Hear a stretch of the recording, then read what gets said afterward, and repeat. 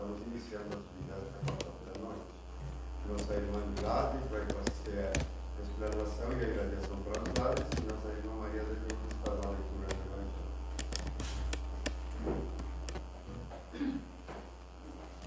Boa noite a todos. No capítulo 5, bem-aventurados os aflitos, bem-aventurados os que choram, porque serão consolados. Bem-aventurados os que são famintos e sedentos de justiça, porque serão saciados. Bem-aventurados os que sofrem perseguição pela justiça, porque é deles o reino dos céus. Mateus capítulo 5, versículos 5, 6 a 10. Escolhido pela nossa irmã, a melancolia. Sabeis por que uma vaga tristeza às vezes se apodera de vossos corações e vos faz achar tão amarga a vida? É vosso espírito que aspira à felicidade e à liberdade, mas que, solidamente atado ao corpo que lhe serve de prisão, em vão esgota esforços para dele sair. Vendo que esses esforços são inúteis, vosso espírito cai no desânimo, e sofrendo o corpo a influência dele, o langor, o abatimento, uma espécie de apatia se apoderam de vós, e então pensais ser infelizes. Crede-me, resisti com energia a essas impressões que enfraquecem vossa vontade. Essas aspirações a uma vida melhor são inatas ao espírito de todos os homens, mas não as procureis neste mundo. E agora que Deus vos envia seus espíritos para instruir-vos sobre a felicidade que vos reserva, esperai pacientemente o anjo da libertação que deve ajudar-vos a romper os laços que mantêm vosso espírito cativo. Pensai que, durante vossa prova na terra, tendes uma missão a cumprir, de que já não podeis duvidar, seja devotando-vos à vossa família, seja cumprindo os diversos deveres que Deus vos confiou. E se, no curso dessa prova, e quando estiveres desempenhando vossa tarefa, virdes os cuidados, as inquietudes, os pesares precipitarem-se sobre vós, sede fortes e corajosos para suportá-las. Enfrentai-as francamente. Elas são de curta duração e devem conduzir-vos perto dos amigos que chorais. Estes irão regozijar-se com a vossa chegada e estenderão os braços para conduzir-vos a um lugar onde os pesares da terra não têm acesso. François de Genève, Bordeaux. E assim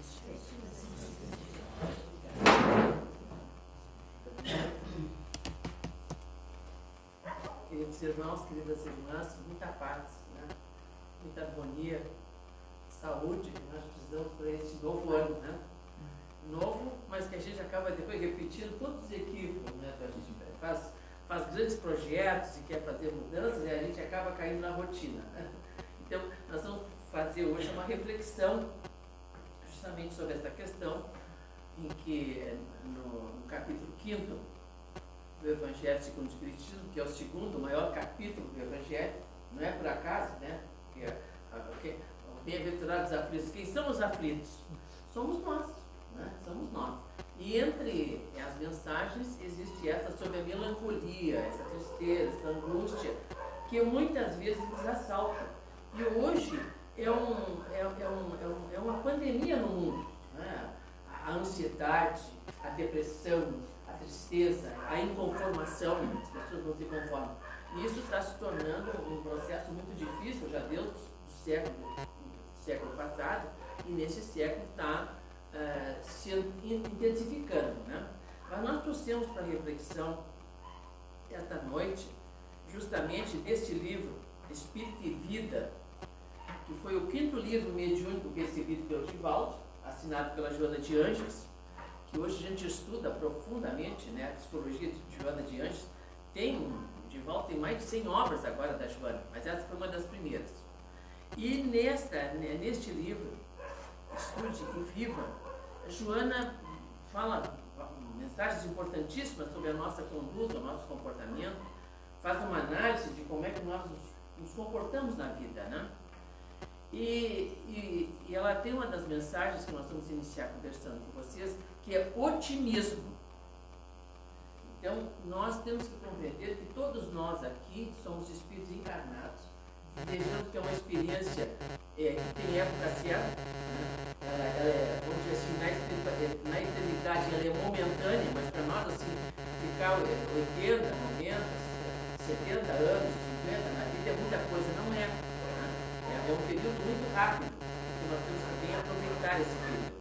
Então, a Joana nos alerta que nós somos espíritos todos a caminho da luz, a caminho da libertação, a caminho da nossa evolução como espíritos imortais.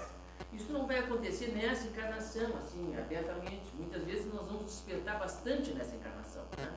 E vamos aproveitar muito bem essa oportunidade que estamos tendo, né, de Deus, de utilizar a nossa vontade, o nosso livre-arbítrio, né, a nossa força interna, de dinamizar todo esse processo divino que cada um de nós temos. Né? Isso temos que dinamizar, mas isso parte de nós, é uma conquista individual, é um esforço nosso. Então, Joana diz o seguinte, relatando nessa mensagem de otimismo: é preciso combater a depressão, que se origina nas fibras dilaceradas da amargura, madre onde se desenvolvem muitos males, né? O centro onde se desenvolvem muitos males. Né?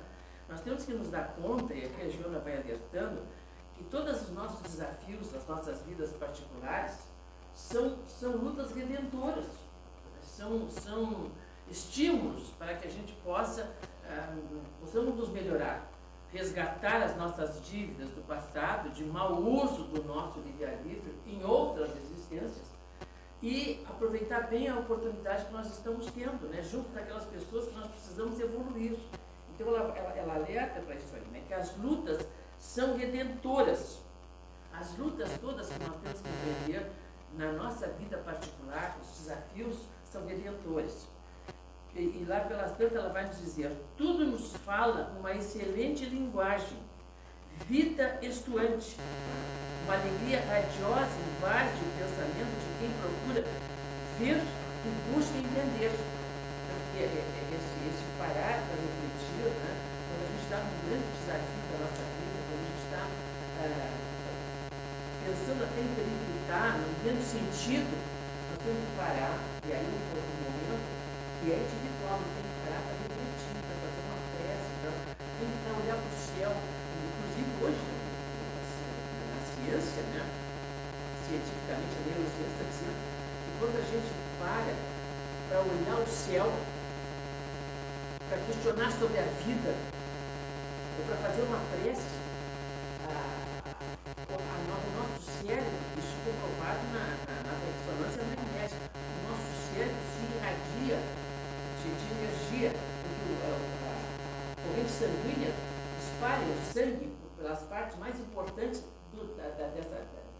dessa parte frontal do cérebro, que nós temos pouco ativada, mas que é a parte mais elevada, né, fisicamente, para que o nosso espírito possa se expandir. Então, quando a gente para olhar o céu, para respirar fundo, para olhar o mar, aqui que a gente tem oportunidade, para ver o voo de uma ave, né? Ou para ver o nascer do sol, ou o pôr do sol, ou a lua, a noite, ou a gente até junta as mãos para fazer uma prece, não é necessário, mas a gente pode até juntar ou cruzar, enfim, pedir ajuda. Nesse momento, o nosso cérebro se irriga de uma tal maneira de energia, porque o sangue é levado nessas partes aonde ele pouco vai, e isso nos dá um impulso, né? Então, isso que Joana vai dizendo aqui, né? Uma alegria radiosa invade o pensamento de quem procura ver e entender. Puxa, mas nós temos, às vezes a gente tem que parar para entregar, mas meu Deus, será que eu preciso passar por isso, né? A gente às vezes para pensar, né? Será que não é um desafio tão grande, né? Mas é necessário. Pelo sofrimento é que nós vamos nos impulsionando, né? Ela vai nos dizendo aqui: otimismo é também confiança e respeito a Deus, nosso Pai. Otimismo é também confiança, né? Alegria, apesar da dor que a gente sente, mas a gente tem que reconhecer que há uma lei que está por trás de tudo. Hoje mesmo, fui surpreendida com uma notícia de uma grande amiga minha, companheira querida, vizinha de muitos anos, né, mais jovem do que nós, e que ela postou nas redes sociais que o filho faleceu, 30 e poucos anos, um rapaz com toda a vitalidade. E justamente isso mexeu muito comigo, porque nós passamos por essa perda, né? Nós passamos por uma perda de uma filha com 36 anos de idade. E é mais ou menos a idade que está. Isso mexe com a gente. E nesse momento de dor, né, de total sofrimento, não existe, talvez não exista um padrão maior, né? Emocional e sentimental. É como se desapegasse uma parte da gente. Então, assim, eu fiquei pensando, o que dizer, né, para essa amiga nesse momento? Né? O que dizer? Né? O que dizer? Até, mentalmente, estou dedicando esse trabalho para a minha querida amiga Valéria, seu esposo, seus filhos, né? E esse rapaz que retornou à vida espiritual. Mas são desafios, né? É onde a gente vai ver o otimismo. Mas a gente tem que se conformar, tem que buscar o conforto, né? Eu recordo que nós buscamos muito na oração o equilíbrio daquele momento difícil, né? Então, segue mais além, diz a Joana, né? Segue mais além. Na obra com Deus, da divindade, ela nos enseja longos voos para o pensamento. A linguagem da força e do bem vencedor vibra sem interrupção, né? Segue mais além em novas tentativas, considerando que nenhum triunfo precede ao labor, ao trabalho que a gente tem que fazer. Não acontece, né? Então, é necessário um esforço, é necessária a repetição. E às vezes a gente se dá conta que o desafio que a gente passou lá no passado volta de novo. Então, quer dizer, vamos ter paciência, né? Vamos ter calma. E ela nos diz mais: no labor, aqui tem a Ferroas, esfacela a rotina das tuas tarefas e dá da tua própria pessoa entusiasmo e alegria aos teus quefazeres. Então, assim, a gente tem que sair um pouquinho da rotina. Nós estamos assim muito apregados à nossa rotina, tem que ser assim. Mas a gente tem que parar um pouquinho dessa rotina para refletir, mas será que, como é que está a vida, né? Como é que será que está o meu filho, a minha amiga lá longe? Como é que a gente tem que parar um pouquinho para quebrar um pouco a rotina e não ficar só naquela repetição, né? Isso nos dá alento, isso nos dá um fôlego para a vida, né? Então, nós precisamos refletir. Por que eu estou aqui? Olha que é uma pergunta que nós temos que fazer constantemente.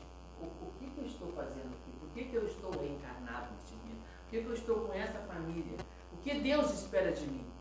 Né? Como é que vai ser o meu retorno à verdadeira vida, que é a pátria espiritual, onde nós temos a consciência plena? Como é que vai ser? Então, isso a gente tem que refletir diariamente.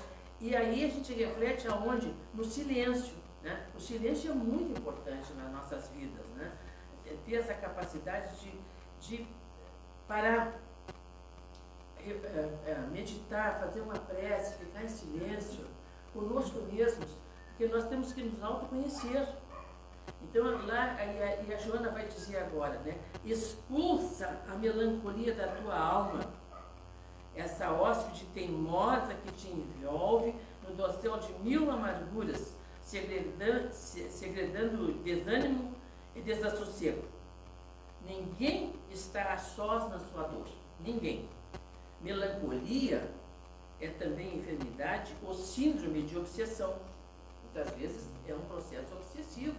Nós caímos naquela tristeza, naquela melancolia, naquela depressão. A gente não reage. Não, nós temos que reagir, porque às vezes é influência espiritual também que nós estamos recebendo. E às vezes é nosso, pessoal, né? É um comportamento equivocado nosso, de não nos conformarmos com as coisas, né, que acontecem. Se acontecem, se as coisas estão... Ou nós sempre estamos colhendo o que plantamos. Se não estamos colhendo o que plantamos agora, nessa encarnação, estamos colhendo o que plantamos em outras. Então, é preciso que a gente vença essa tendência, né, da melancolia, da tristeza, da inconformidade. sai do casulo do eu e analisa as chagas expostas da humanidade em Tesalinho. E não te atrevas a desconsiderar a misericórdia divina que coloca bálsamo nas feridas ocultas do teu coração. Estuda o passo na desabalada jornada do desespero. Veja os conselhos que ela vai nos dando, né? A gente tem que se alertar e não se deixar envolver pela tristeza, pela melancolia, encontrar alegria, encontrar o sentido da vida, e que tudo passa, que vai mudar. A gente às vezes está com um dia difícil, no outro as coisas se melhoram. E o que não tem solução, está solucionado naquele momento. Né? Então, essa postura mental que a nossa Joana vai propondo que a gente coloque. Né? Longe da tua dor, há dores muito maiores. Né? A gente não observa, né? A gente não observa que o outro está sofrendo. Às vezes é dentro da nossa casa, nós somos um irmão depressivo, triste, um familiar, ou é um parente próximo, ou é um vizinho. E nós não nos damos conta que aquela pessoa está se abalando na sua tristeza, na sua dor, não tendo para quem desabafar. E aí a importância, queridos irmãos e irmãs, a gente neste ano, né, nós sermos mais gentis, mais fraternos, né, olharmos o outro, mesmo que não seja tão ligado a nós olharmos com compaixão, oferecermos a nossa conversa. Uma das atividades mais importantes hoje do Centro Espírita é o diálogo fraterno, que a pessoa vem para ser ouvida. Porque o que nós hoje nos acostumamos a fazer, nós estamos extremamente individualistas nas redes sociais, né? É parar para olhar o outro no olho, né? Olhar o outro no olho, ver, observar a fisionomia da pessoa. Né? Às vezes é do nosso lado, ali dentro de casa, nós não vemos a tristeza, o abalo que a pessoa se encontra, o quanto ela está profundamente ferida e sofrida, e a gente não observa. Não observa, na nossa, muitas vezes, arrogância, prepotência, egoísmo, né? São questões que nós temos que vencer em nós, né? A gente não observa muitas vezes o outro. Então a Joana vai dizendo, né, que longe dessas dores, longe de nós, há dores muito piores, que a gente olha para trás. E nós que colaboramos lá no Hospital Espírita, a gente trabalha no departamento de atendimento espiritual, é que a gente vê o quanto, né, as pessoas se desequilibram mentalmente, né, pela dor, pelo sofrimento, pela depressão, né, o quanto a gente tem que ter cuidado com a questão do risco do suicídio, né, a ideação suicida, e muitas vezes a gente não encontra, não se dá conta da gravidade do sofrimento daquele que está do nosso lado. E achamos que o nosso problema é insondável. Né? Nós temos que mudar nessa questão. Né? Então, há esplendor, nos diz ela, né? Em toda parte, para quem deseja descobrir tesouros, como nas estrelas fulgurantes do credo noturno. Espera mais. Alenta o bom ânimo. Então, alenta o bom ânimo. Né? A gente tem que se alentar. Né? Tem que ver o que de bom nós temos e o quanto está faltando para um grande número da nossa humanidade. Né? O quanto está faltando. Hoje, né, nós estamos com toda essa evolução tecnológica, ainda continuamos com as guerras, continuamos com a compreensão, né? Continuamos com as raias, com os ódios, não perdoamos, somos intolerantes, né, com o outro que não é da mesma cor, que não é da mesma religião, porque não é da mesma nação. Isso é equivocado. Porque a lei maior, que está dentro dos 10 mandamentos, que foi retrazida por Jesus e que o Espiritismo traz de volta, é amar a Deus sobre todas as coisas e ao próximo como a si mesmo. Então, não fazer ao outro aquilo que nós não gostaríamos que nos fizesse. Esta é a proposta de vida. Este é o roteiro do Evangelho, né, que Jesus nos propõe. E para a gente fazer uma análise, né, mais aprofundada, eu trouxe uma história. Só que essa história não é da idade do Miguel, ainda bem que o Miguel está na linha da história correta. É uma história realmente, é uma história para nós adultos refletirmos, né? É a grande revelação. Vamos compreender toda essa postura da Joana de Ângeles, analisando essa história. Há muito tempo atrás, havia um homem que vivia à margem das leis divinas e humanas. Joffre, assim era seu nome, não acreditava em nada que não fosse a sua vontade. Nada respeitava, nada detinha, nada. E ele tinha consciência das falhas dele, ele tinha consciência, né? Compreendeu, e como ele já estava com mandato de prisão na cidade que ele morava, numa cidadezinha do interior, e ele resolveu escapar à prisão. Ele achava que ele não precisava ir preso, né? Ele tinha que ser assim porque ele era. E fugiu do merecido castigo, às ocultas, conseguiu sair da cidade e começou a caminhar a esmo, né? Ora vivia aqui, ora ali, mas num constante sobressalto, porque a consciência o acusava, né? Num constante sobressalto. A todo momento tinha que prosseguir a caminhada, ele tinha que prosseguir. E tendo sempre o seu encalço, os guardas, a polícia, né? Tendo sempre o seu encalço, que não desistiam de persegui-lo. Numa dessas ocasiões de fuga, depois de muito andar, cansado e suarento, resolveu parar um pouco, a fim de orientar-se melhor e saber qual o rumo que ele ia tomar para continuar fugindo. E nós fugimos da lei divina, né? Não adianta. Ela nos encontra. Olhando em torno, percebeu uma frondosa e acolhedora árvore e sentou-se à sua sombra repousante. Vencido pelo cansaço, já estava quase dormindo, né? Quando divisou ao longe, achei aquela poeira que vinha vindo e pá, são os guardas que vêm a cavalo à minha procura. Que farei? Como é que eu vou fugir? Pensou ele, né, desesperadamente. Onde eu vou me refugiar? Porque é um deserto, isso aqui já tem essa árvore, né? Como resposta, né, como se a árvore tivesse respondido para ele, fez aquele farfalhar das folhas sacudidas pelo vento, e ele não hesitou. Com o coração em saltos, ele subiu aquela imensa árvore, né? E se escondeu na farda folhagem. E os guardas, a polícia passou ali a cavalo, né? E não ouviu o perto, seguiu, acompanhou com os olhos ansiosos, né? Perdeu de vista. Permaneceu ainda lá no alto da árvore por longo tempo. Mas à noite ele desceu. E tinha fome. Desceu com fome, desesperado, o que queria fazer naquele deserto.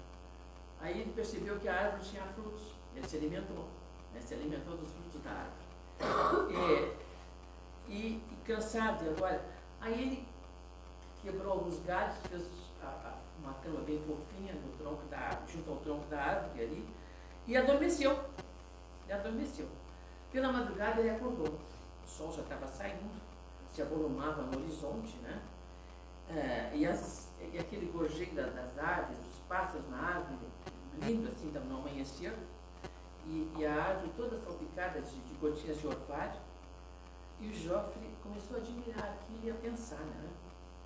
Quanta tranquilidade, que paz, quanta paz. E eu vivo em sobressaltos contínuos, ele pensou, né? Para que eu tenho servido? Olha eu pensando, né? Para que eu tenho servido? Por que eu continuo assim? Ele começou a refletir naquele momento, né?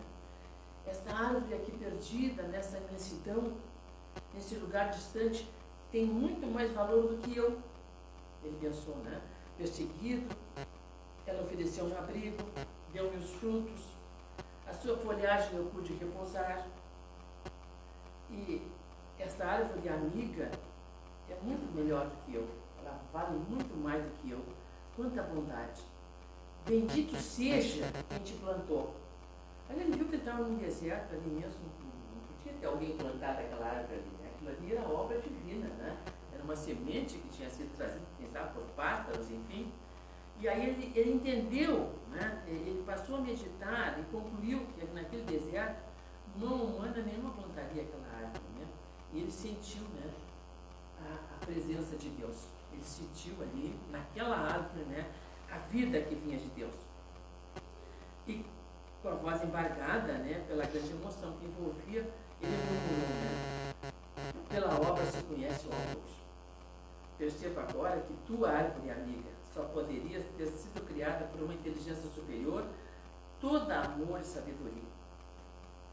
E as lágrimas começaram a correr. Ele se deu conta quanto ele era insensato, né? Quanto ele tinha errado na vida. E sem mais hesitar, lançando um olhar para a árvore, ele retorna para a cidade, onde ele tinha fugido, se apresenta, né, na prisão e teve uma pena de 5 anos pelos delitos que ele já tinha cometido. Mas ele tinha mudado tanto naquela experiência junto àquela árvore, que ele teve um comportamento tão equilibrado na prisão, auxiliando todos e sendo disciplinado, que a pena dele foi reduzida para 3 anos. Em 3 anos ele estava solto. E aí então a primeira coisa que ele fez foi ir lá, olhar a árvore, né, se abraçar no tronco velho da árvore e conversar com ela. E reconhecer, né, o quanto ele era agradecido, porque ele parou para refletir. E isso, essa é a proposta, né, da nossa irmã Joana de Ângeles, né, e dos espíritos superiores, né, que a gente pare um pouquinho para refletir, porque nós não somos santos, né? Nenhum de nós aqui pode bater no peito e dizer que não tem erro nenhum, né? Nós não somos santos. Se nós estamos ainda num mundo de provas e expiações, é porque precisamos passar por ele, né? Então, respeitar aqueles que vivem conosco, né? Respeitar, enxugar as lágrimas do outro, né, quando for necessário, amparar o sofredor que está à nossa volta, né? E aí ela recorda, Joana de Ângeles, que toda a boa nova, todo o evangelho de Jesus é um hino de louvor à vida, né? E que nós temos que refletir sobre isso, né? E não nos deixar acabrunhar nem entristecer em momento algum da vida. Isso nós não podemos deixar acontecer, né? Acabrunhamento, diz ela, a pessoa quando se fica acabrunhada, triste, né, é sentença fatal. E tristeza é sombra na sombra do problema. Retempera o ânimo no ardor da luta e renova o entusiasmo. Né? Recupera a coragem na força das transformações que a vida diária te impõe. Mas, acima de todas as circunstâncias, vitaliza a alegria. A gente tem que ser alegre, a gente tem que ter coragem de ser alegre, né? Tem que ter coragem. E ela nos diz o seguinte, ó, a alegria pura contamina os que estão à nossa volta. Quando a gente é alegre, a gente se harmoniza, né? Não perturba os outros, apesar da dor, do sofrimento, às vezes do desconforto que nós estamos sentindo, pelos desafios que a vida nos apresenta, né? E que muitas vezes nós estamos colhendo aquilo que plantamos.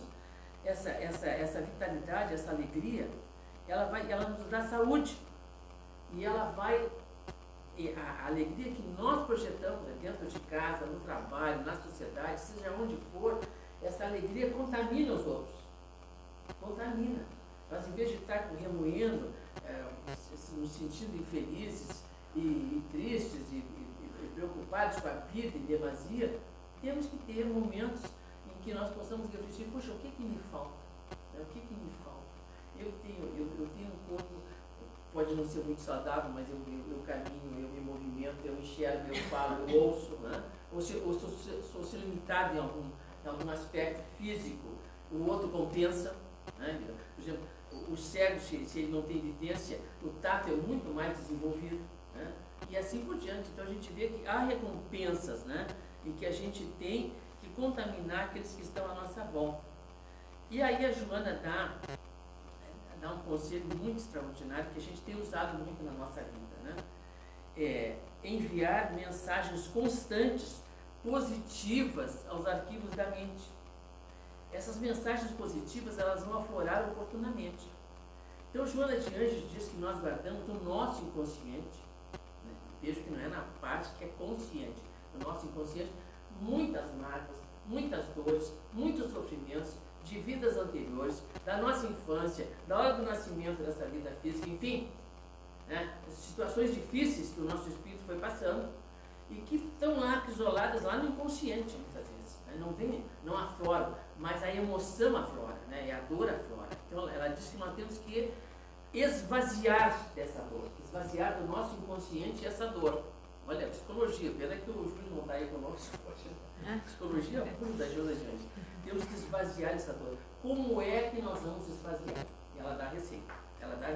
Interessante essa receita. Ela diz o seguinte, ó, diariamente, vejam só, isso aqui eu usei muito na minha vida, minha gente. Usei muito, ensinei minhas filhas e as minhas netas a usar. Né? A gente passa por desafios imensos, mas continua de pé. Né? Continua de pé. Pouco importa, ela diz, as impressões, pouco importa que as impressões remetidas sejam acreditadas ou não. o essencial é que sejam enviadas ininterruptamente, de tal modo que consigam expulsar aqueles que criaram o clima de pessimismo em que habitas. Então, é isso aí, né? Ela recorda que o apóstolo Paulo já diria que nós temos que orar incessantemente, que é que a gente faça isso como se fosse uma prece. E aí vem a receita. Dize diariamente e muitas vezes, sou feliz. Olha só, mesmo chorando no sofrimento e na dor, sou feliz. Sou feliz, né? E lutarei, pois, contra as minhas imperfeições. Vou lutar contra as minhas imperfeições. Isso a gente, quando está fazendo a comida, dentro de casa, lavando a roupa, ou alguém digitando, para um pouquinho, mas eu sou feliz. Isso a gente tem que repetir lá para o nosso inconsciente. E nós estamos tirando do inconsciente toda aquela sujeira, né, aquele lixo. Joana de Anjos depois vai chamar isso agora, depois na obra mais aprofundada dela, psicológica, ela vai chamar de lixo mental. Nós guardamos muito lixo, né? Vamos dizer diariamente, né? Isso aí, sou feliz. Será que é difícil? Vamos fazer um exercício? Todo mundo dizendo agora, sou feliz. Sou feliz. Eu sou feliz. Eu sou feliz. Imagina, gente, apesar de tudo, nós estamos felizes. Porque, puxa, a gente respira, a gente comemos, bebemos, temos onde viver, né? E quantos que não tem? Lá em Porto Alegre nós estamos com um problema bastante sério. E aqui que não, a gente não via morador de rua, você está vendo. Porto Alegre está incrível passar nas calçadas, em determinados bairros. É difícil, porque são famílias inteiras, né? Então, puxa, mas nós podemos ajudar, quem pode ajudar vai ajudar, né? Então, e aí ela vai dizer o seguinte, ok? Criarás um hábito, empolgar-te-ás com ele, conseguirás a prática das virtudes evangélicas, a princípio por automatismo psicológico e depois de forma racional, né? Como entusiasmo racional. Começa, diz ela, a considerar todas as pessoas como sendo bondosas e amigas. Refere-te às suas qualidades superiores, mínimas que sejam, sem azedume, e descobrirás, surpreso, em breve, que todos são realmente bons em seus valores afirmativos. Então, isso, e a gente, aqui, por exemplo, já convivendo mais aqui em Ondinha, né, com a questão da pandemia, quando a gente vê um lugar pequeno, como tem fofoqueiro, né? Como a gente gosta de fofoca, né? Falar mal do outro, mas é errado, né, gente? Aquela pessoa que nós às vezes escolhemos para ser o bode expiatório dos nossos problemas, porque nós passamos para eles o problema, né? Aquilo que está dentro de nós, a gente joga no outro. Então, assim, quando a gente consegue fazer, ver o que tem de bom naquela pessoa, o que tem de bom, ela tem sempre uma qualidade, porque é filha de Deus que nem nós. Né? Nós somos todos filhos de Deus, então somos irmãos. Então, a gente sempre, aquela pessoa que está ao nosso lado, convivendo conosco, trabalhando, enfim, na sociedade, morando próximo, ela tem um potencial bom, mesmo aquele criminoso hediondo, mesmo ele vai sair daquilo ali, ele vai evoluir, ele vai superar aquela dificuldade. E, claro, vidas e vidas sucessivas, mas ele vai vencer. Então, assim, porque é um irmão nosso. Então, em vez de sofrer a nossa crítica, sarcástica muitas vezes, fechamos a nossa boca e enviamos a ele uma prece. Uma prece, uma oração. A prece tem um poder extraordinário. A gente vai testando e vai vendo, né, o poder que existe na prece, né, que é uma coisa muito profunda. Então, assim, nós não podemos